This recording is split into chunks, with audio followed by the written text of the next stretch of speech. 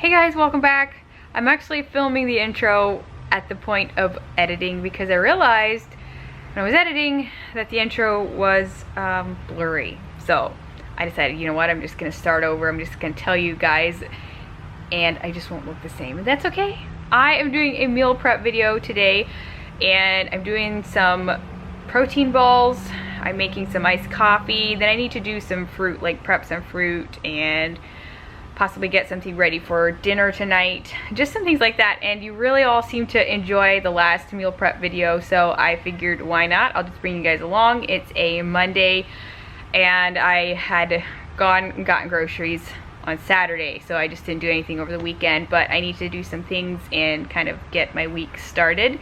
So I figured I'd bring you all along. I'll try to link a few things down below, at least what I can. So I'm just gonna get started and I hope you all enjoy the video.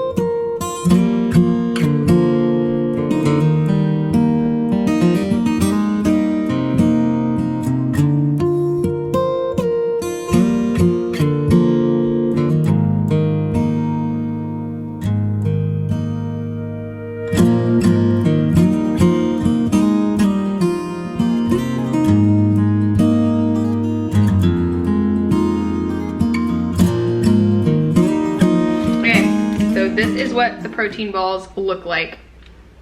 I like them with M&Ms in it. Obviously it's optional. I also added chia seeds that the recipe didn't call for.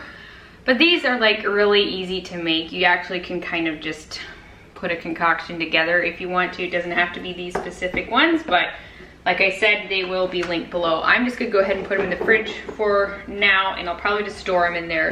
It'll be good for like even Nick for lunches and stuff. I haven't been packing very much, so this will be good for him. Give him a little bit of energy and that type of thing. Okay, I'll try and quickly kind of tell you how I make my iced coffee. It's not like legit iced coffee. I mean, I actually use instant decaf for the coffee. It's something we used to make at Mountain View Nursing Home, so the recipe kind of came from there.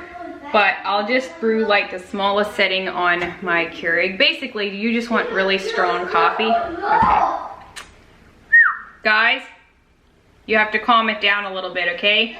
You want to just brew like a little bit of hot water, or just like microwave some hot water. I don't know, it's like a 4th cup, maybe 3rd cup. And then I'll just put a couple of teaspoons of this in there. And then I'll go ahead and get around, I don't know, 3/4 cup sugar. So that would be up to you, however you want to sweeten it. But I'll just put that in there, dissolve it in the hot water. And then I will just add some ice and milk until it looks the right consistency as far as how dark. So that's up to you, how dark you want it, how light you want it. And then I generally will add a little bit of vanilla to it, or I have some caramel syrup here that I might add to it, give it more of like a caramel iced coffee flavor. And that's it. I just keep it in the fridge. That way, since it is decaf, I don't have to worry about, you know, what time of the day I drink it, or if the boys want a little bit, they can have some. I don't need to worry about the caffeine part. So definitely you could use whatever type of coffee you want. You know, you can brew your own strong coffee, get regular instant coffee, but I just have some of this and it's really, really good. I love this recipe and it's super easy, so that's how I make my iced coffee. But I will link the video below if you want to go watch that for like more details. Okay, so it's a little bit more than a 4th cup.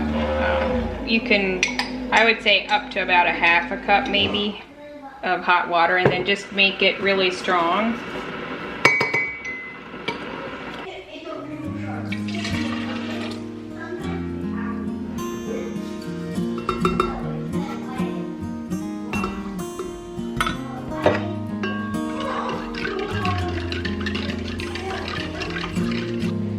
I don't like to add too much ice to the pitcher just because it's gonna water it down. You could also freeze some coffee in ice cube trays and then it would for sure not water it down, but it will make it a little stronger.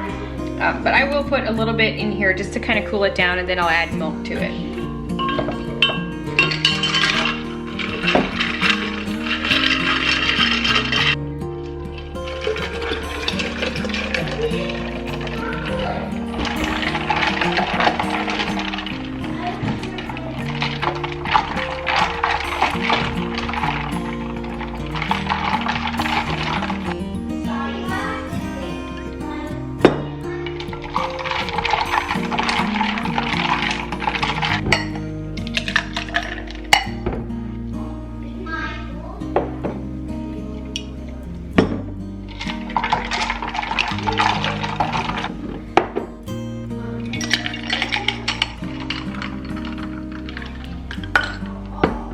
So that's it. It's so easy and it's just really good. So I got myself a cup and I'm ready to go. I kind of like these metal straws. You can find them probably anywhere almost, but definitely Amazon will have them too. I don't know. Just feels really cold going through the metal straw. I like that.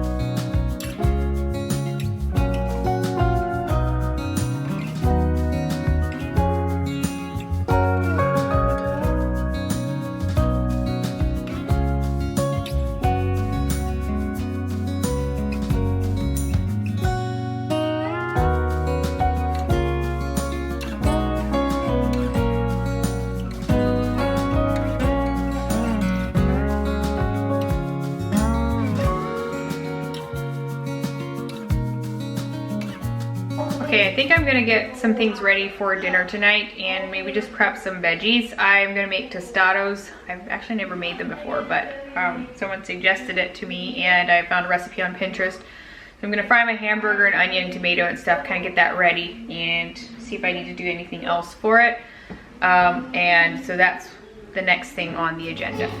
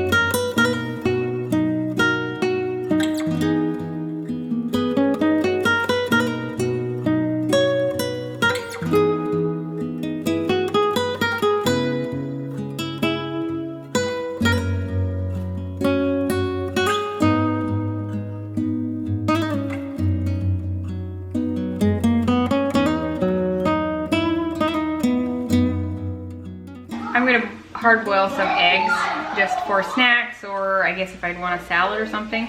I haven't done this in a long time either, but the way I usually hard boil eggs is, first of all, old eggs are a lot easier to peel. So if you're using like brown eggs, it's gonna be a lot harder to peel, at least from what I've heard and experiences and stuff. So if you have some older eggs in the fridge, that'd be good. And I usually just put them in water, however many I want to do. I'll bring them to a boil, and then I think I boil them for like 10 to 11 minutes. I like turn it down a little bit, but you know, make so it's still boiling.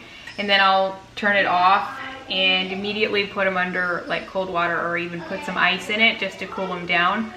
And that usually seems to work okay. Now sometimes there's some eggs that don't. I don't know if it's, yeah, to do with the oldness of the eggs or not. I have no idea for sure, because some are usually better than others. So hopefully this time they'll be good.